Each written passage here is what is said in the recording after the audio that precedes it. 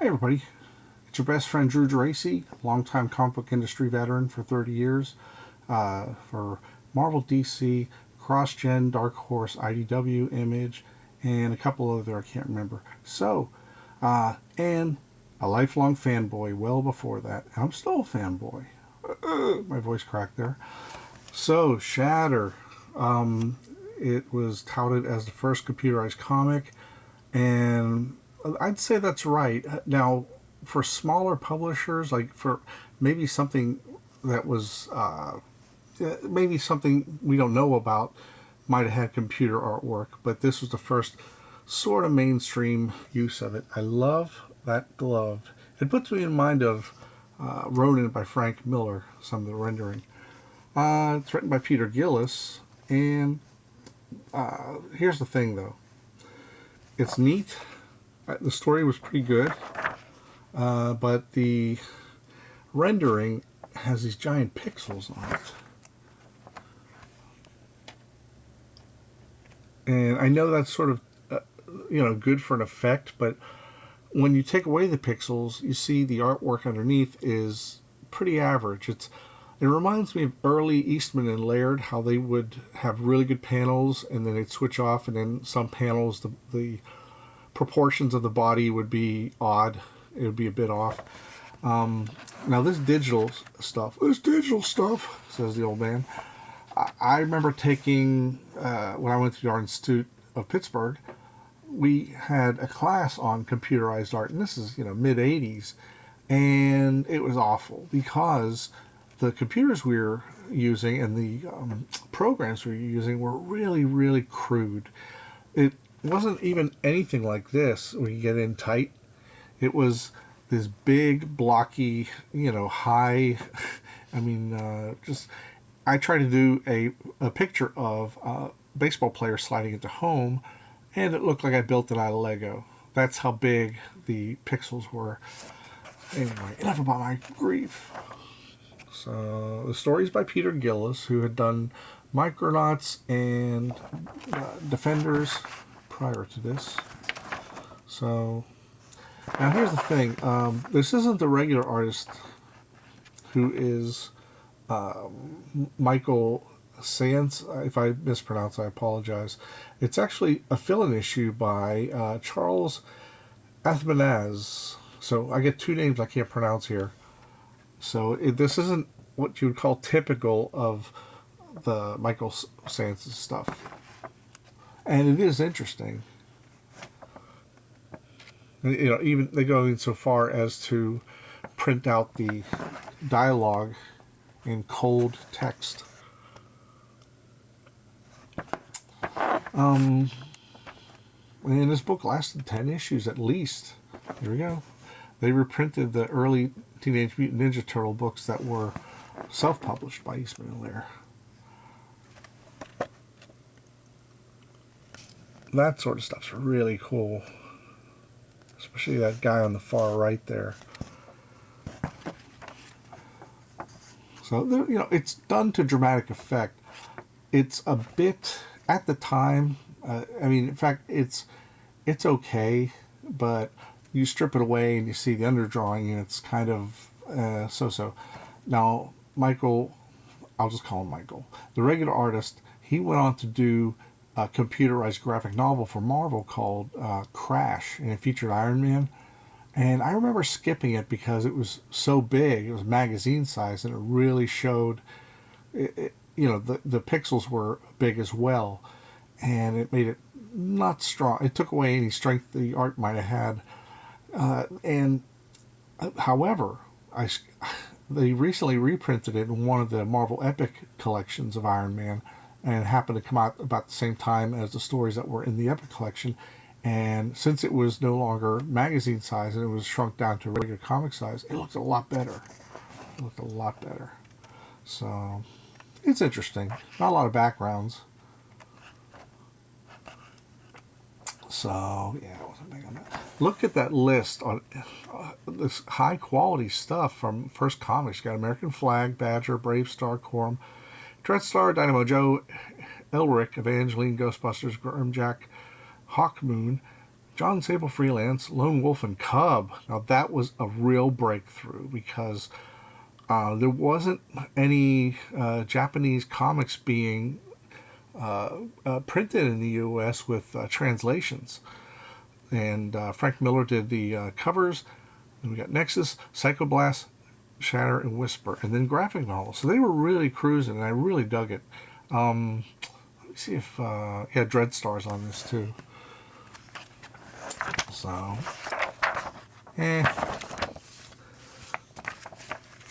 Now, I tried to read this last night. And that's a good way to start a review. Beautiful cover by Joe Quesada and Jimmy Palmiotti. And I love Machine Man from way back when. And he's a character that since then, I don't think they've gotten right 100%. And I almost, I almost bought this when it came out. But, hit the cough button there. But, here we go. It's written by, I'll see who Higgins is. It's written by Mike Higgins, who I think was an editor at Marvel in the 80s. Really, really beautiful art by Joe Bennett. I've actually inked him on a few pages at DC Comics, but his stuff is just always impressive. So, here we go. The story's all about this one guy. It goes on and on and on. Way too much exposition. So you do have the Brotherhood of Mutants, they call themselves, no longer evil mutants, because that was kind of an archaic term at the time. And here we go, yada yada yada, etc., etc. And there's one panel that suggests fighting, but they don't do. The Brotherhood of Mutants do nothing this issue. Nothing. See? See what I'm saying? Halfway through, I kind of skipped it because the writing was pretty good, but it wasn't riveting. I mean, I could take a story that may not have the main character as long as it's riveting. So, see? A lot of threats. Gets his head blown off. And there, in the last issue, we get, last page, we get Machine Man, or X-51, and I'm just like, no.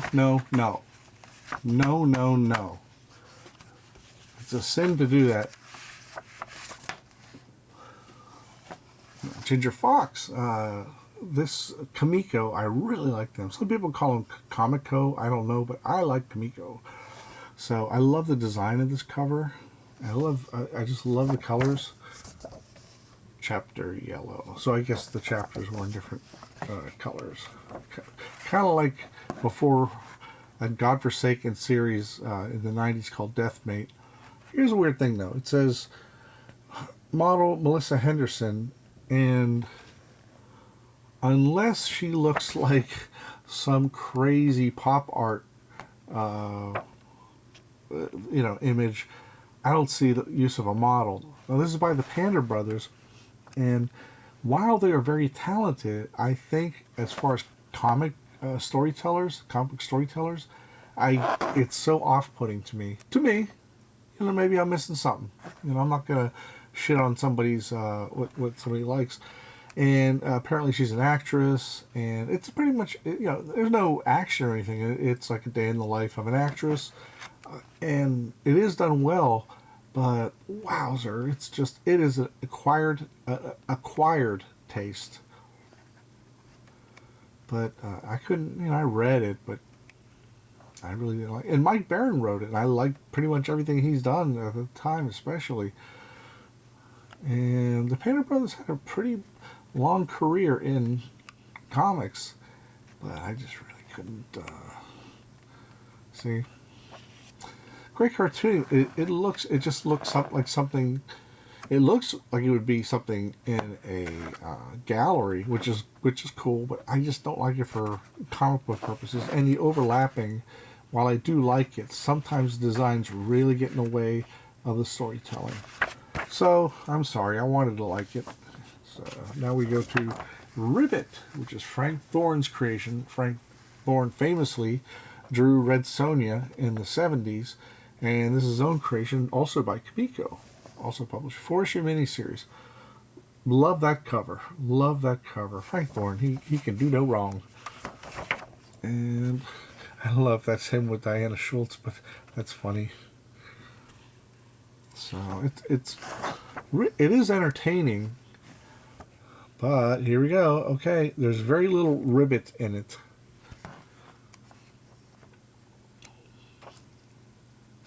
I love how this like so audaciously cartoonish. It's almost like Wimpy from Popeye. You know, in contrast to the more serious artwork. So, like I said, the story is good, and she's been transformed into some unrecognizable monster among these monsters. And I did enjoy it, but there just wasn't a lot. Yeah, see, that's her transformed. It's just odd. I wanted to see the title character. Some of this reminds me of, also reminds me of the Wizard in the movie Wizards by Ralph Bakshi. And that's how she's been transformed, but I don't know. I'll probably pick up the other issues. This may have just been a, I don't know. All-Star Squadron Annual 3. What really grabbed me is this cover by Rick Hoberg and Jerry Ordway. Now, okay, I'm going to say it, and I'm going to preempt anything you might want to say about this. I'm not saying the offbeat comics and the indie comics are bad. Quite the opposite. I buy a lot of indie comics, especially today. There's a lot of great ones.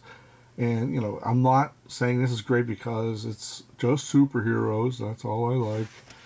It just happens to be a really quality product. But much like a lot of these books by Roy Thomas, it's very heavy on plot, a little too heavy on plot as far as things kind of slow down a bit, and it's very heavy on continuity that goes back to the 40s. And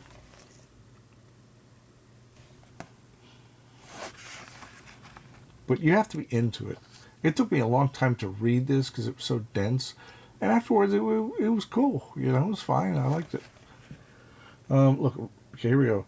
Rick Hoberg, Rich Buckler, Wayne Boring, a legend from Superman years, Richard Howell, Carmen Infantino, and Jerry Ordway is doing the intro and conclusion with Rick Hoberg. Don Newton, Martin Odell, the Green Lantern creator from the 40s, George Perez, Keith Giffen. Additional inkers, Mike Macklin, Frank Giacoya, Bill Collins, and Joe Gia. All of these guys are legends. And this is really great. But you have to get into, if you are not familiar with the lore, you wouldn't pick this up at all. It's just very, very strange. I'm trying to find chapters done by others. Art by Richard Howell, who did the miniseries of Hawkman, Shadow of the Hawkman.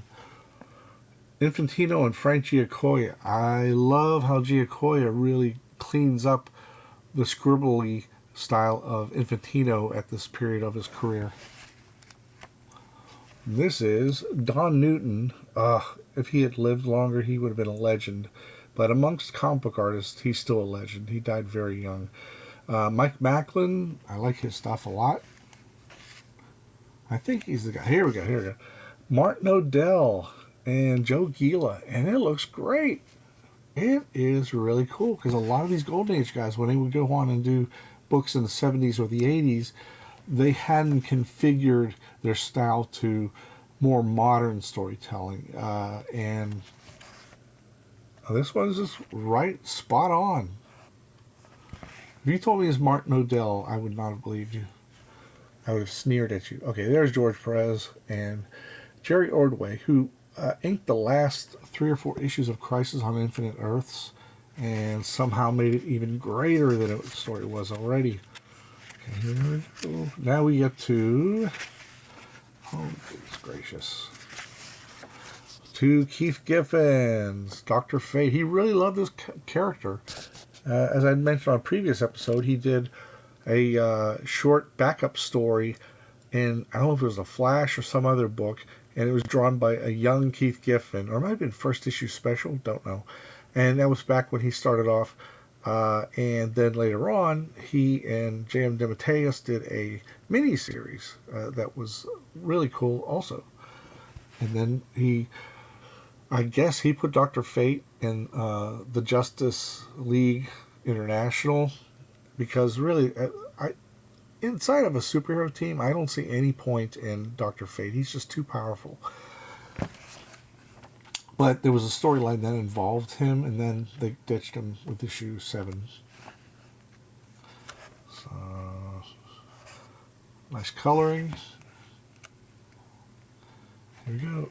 Art by Rick Hoberg. I first read of Rick Hoberg in Star Wars number 6, which was the wrap-up of the first movie adaptation. And then he went on to do quite a few issues of What If that I greatly enjoyed. And he hopped around here and there. He's someone I always wanted to ink. Nice eyes there.